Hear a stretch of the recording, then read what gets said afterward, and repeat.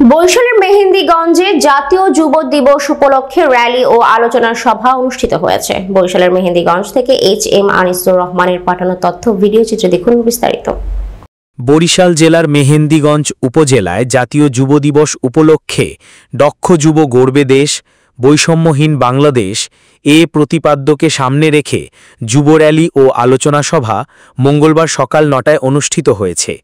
মেহেন্দিগঞ্জ উপজেলা যুব বিভাগের আয়োজনে যুব বিভাগের সেক্রেটারি শফিকুর রহমান এর পরিচালনায় ও সভাপতি সাবেক ছাত্রনেতা আক্তার হোসাইনের সভাপতিত্বে র্যালি ও আলোচনা সভায় প্রধান অতিথি হিসেবে উপস্থিত ছিলেন উপজেলা জামায়াতের আমির মাওলানা শহীদুল ইসলাম।